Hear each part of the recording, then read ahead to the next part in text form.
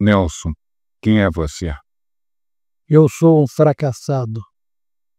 Isso, aliás, não é novidade, porque o único homem realizado no mundo é o Napoleão de Hospício, que não tem nem Waterloo, nem Santa Helena. Nelson, você ainda pretende escrever alguma peça de teatro que seja capaz de abalar o país, como aconteceu com Vestido de Noiva em 1943? Que seja capaz de abalar o país? Não sei. Pode ser que sim, pode ser que não. Eu estou pensando, planejando uma peça em 9 atos, que seria levado em 3 dias. 3 atos num dia, 3 atos no outro e 3 atos no terceiro. Nelson, por que você parou de publicar as suas memórias? Primeiro, porque é muito difícil ser inteligente todos os dias. Depois, porque eu andei muito mal de saúde. Fiz uma operação, fiz uma operação que devia ser uma única e se transformou em 4. Tive desenganado, conheci a dispneia pré-agônica, e tive uma imensa convalescença. Eu posso dizer que ainda estou convalescendo.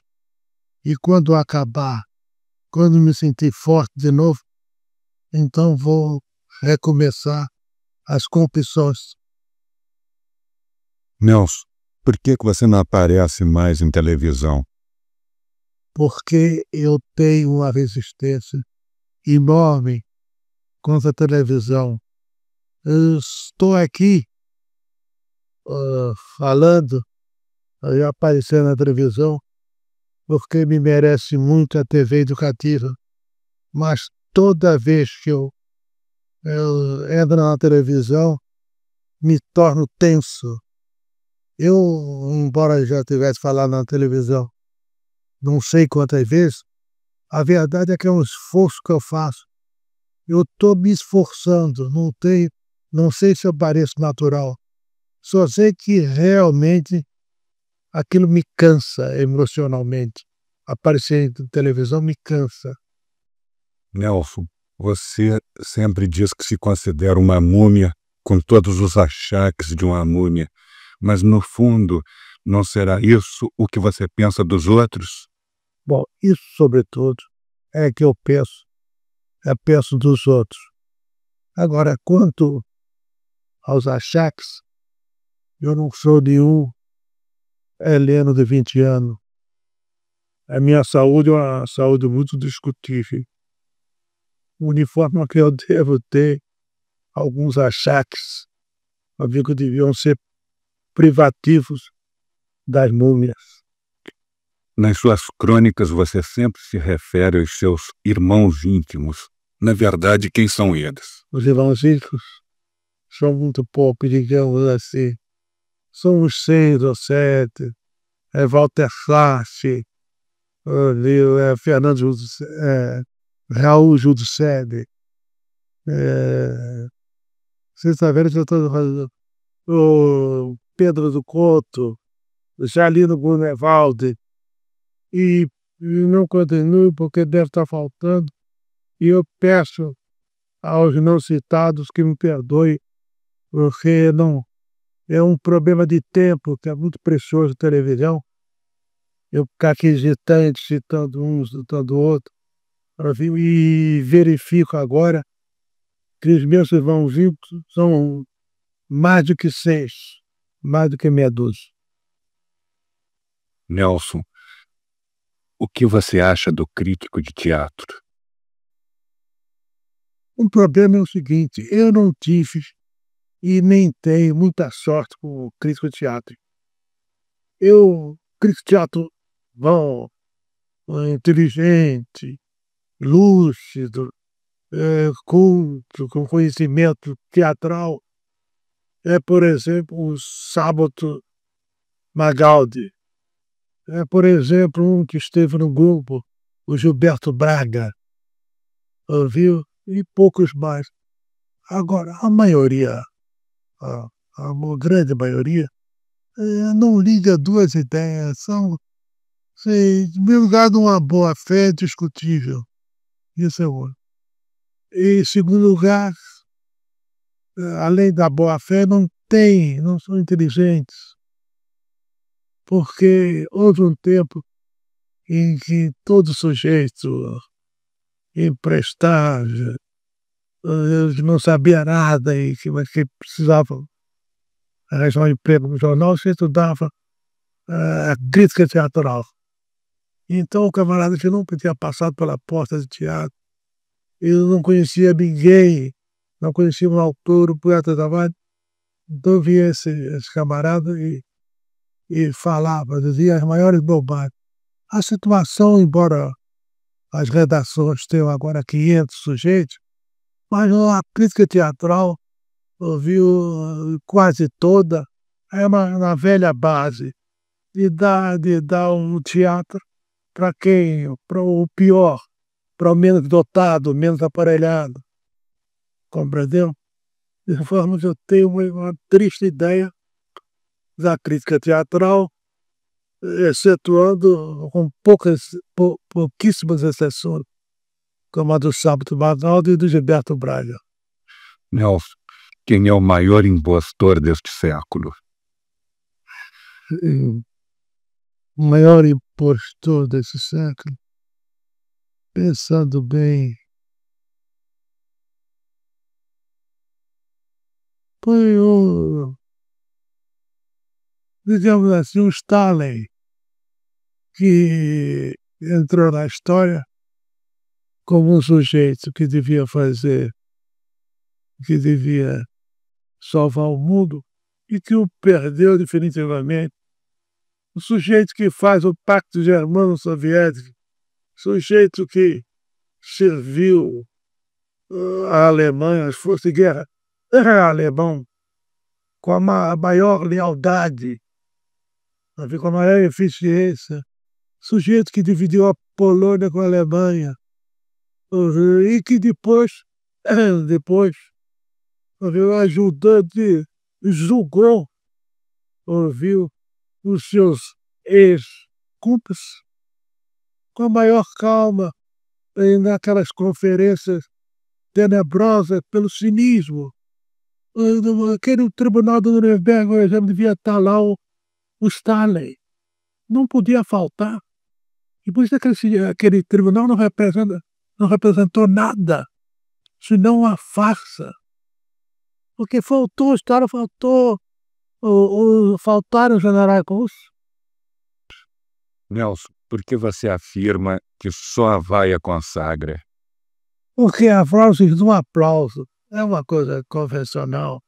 O sujeito aplaude automaticamente. Aplaude aquelas coisas que não têm um interesse profundo. A parte que a vaia representa um dado preciosíssimo. Mostra que a plateia foi atingida em seus valores, no seu sentimento de vida, ouviu? Foi insultada, foi ofendida, foi desafiada. Então ela se manifesta vaiando, atirando patadas, úteis patadas, em todas as direções. Isso eu fui vaiado 2 vezes, vaias formidáveis. Por exemplo, perdoa por me trair, a metade da plateia vaiava, a outra metade aplaudia. Eu vinha a boca de cena, transpirando de coragem, e disse: eu estou sendo aplaudido pelo público e vaiado pelos zebus. Ouviu? Eu ia saltar, porque coragem é o momento, covardia é o momento. Naquele momento, eu tive naquela hora o momento da minha coragem. Eu ia descer para brigar com 800 pessoas. Felizmente, todo o elenco se pendurou no meu pescoço e eu não pude sair do palco, mas foi um momento de coragem integral. Naquele momento não tinha em mim nenhuma covardia, o que não é nada demais, porque qualquer um tem o seu momento de coragem, o seu momento de heroísmo, o seu momento de pusilanimidade. O momento mais intenso da minha vida, mais dramático e que me apaixona mais é a infância profunda. Eu entrei no colégio público aos 6 anos e entrei já apaixonado pela professora que eu não conhecia, mas a fascinação do colégio era justamente a presença das professoras. Amei Dona Rosa aos 6 anos de idade, tive a maior paixão pela Dona Rosa. E eu descobri na infância que a grande paixão da vida a gente tem dos 6 aos 10 anos. O adulto é mais cínico, é mais falso, é como dizia o fingidor. A criança não. A criança põe nos seus sentimentos a grandeza que ela, como adulto, não conseguirá reviver. Portanto, é a grande hora do amor. O amor de uma ternura absoluta, ternura suprema. Aquele garotinho cabeçudo como eu era, ouviu a mãe da professora. Se ela saía, eu a seguia com o olhar. E em casa, eu só falava na Dona Rosa, que foi uma mestra formidável. E eu, garoto, gostava muito do carinho das mulheres. Quando as mulheres diziam, ele é cabeçudo, deve ser muito inteligente. Esse elogio, esse galanteio, lavava a alma. Isso foi correndo. Todas as professoras do meu colégio, da minha escola pública, foram amadas por mim. E eu amava várias ao mesmo tempo. Onde eu tinha uma paixão mais numerosa, porque era da professora enquanto no colégio. Na rua, eu era a transeunte desconhecida e tinha uma qualidade formidável. Para mim, não existia mulher feia. A mulher que mais tarde eu acharia um bucho, me fascinava também. E eu reparava que os outros garotos não tinham aquele elan, aquela chama interior pela professora, pela Dona Rosa. Eu descobri, aliás, descobri toda a vida, dos 6 aos 10 anos. O Brasil, eu conheci então o Brasil, eu me apaixonei pelo Brasil. Achava, pelas informações que me davam na aula, que o Brasil é o maior país do mundo. Eu achava que então maior em tudo, não só em extensão territorial. E uma professora uma vez me deu um puxão de orelha, que foi uma dor homicida, aquele puxão de orelha, que ela não teve a mínima paciência diante do meu pecado. Eu era tímido, eu sempre fui tímido como criança, de forma que eu senti a injustiça como um sofrimento incrível. Eu disse, mas por que ela faz isso comigo? Ia para o meu quintal, lá em casa tinha quintal, o quintal existia na paisagem da cidade. Eu então ficava lá pensando em Dona Rosa, pensando em Dona Isaura. Eu lembro-me que na escola Prudente de Moraes, Dona Honorina, que era a diretora, foi também amada por mim. E recentemente eu fui visitá-la, porque ela tem 90 e tantos anos.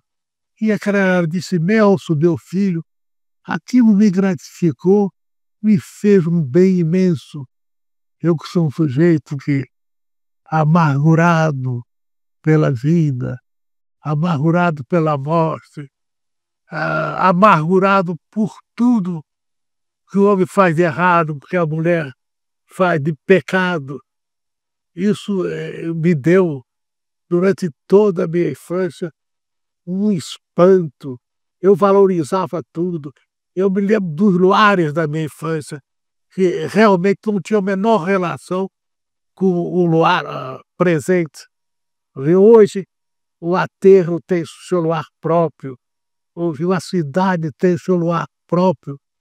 Agora eu posso me gabar de que vivi os dois grandes momentos, ouviu? Com a lua por cima. Eu me lembro de uma lua cheia, eu fui para o fundo do quintal, ouviu? E tive uma sensação de que eu era a pessoa mais feliz do mundo. Uma felicidade sem motivo, que é a grande felicidade. Quando a gente se casa e é feliz, viu? Pelo menos nos próximos 8 dias, você é feliz, não é vantagem, é vantagem. Foi a felicidade que eu tive certa vez, ouvi quando o crepúsculo baixava em quedas de silêncio e de luz. Eu achei aquilo formidável, comecei a sentir grato à vida, grato a Deus, grato ao infinito, até hoje. E a única coisa que me envaidece é que o menino que eu fui, não, ainda existe em mim o passe desse menino, o passe do seu encanto pela vida, pelas estrelas. Eu era um parnasiano, compreendeu? É isso que eu estou contando a vocês. Estou contando pela primeira vez, estou contando porque eu tinha pudor de brincar com as paixões da minha infância. Eu quero uma paixão realmente veste, assim, uma sensação formidável de todo o universo, da minha rua, do meu bairro, da minha cidade, do meu país, do meu idioma. Eu sou um homem que não gosta de nenhum outro idioma, e quando eu falo espanhol, por exemplo, que é café pequeno, que é diante das outras línguas impenetráveis, o pior, não quero falar espanhol, não quero falar em nenhuma outra língua, senão a minha própria. Quero morrer, ouviu, com a presença da minha língua, até todo mundo falar de coração, todo mundo na hora da piedade, na hora da compaixão, na hora do amor. Eu quero morrer no meu país, quero morrer no meu bairro, quero morrer ouviu, no meu passado, no meu presente, no meu futuro. Quando eu parar, o meu futuro se esgotar, eu quero levar uma gratidão formidável pela minha língua, que eu acho incomparável. Falo de inglês, de francês, eu não, eu quero que a língua portuguesa, ou mais ainda a língua brasileira, ou mais ainda a língua carioca. E é só.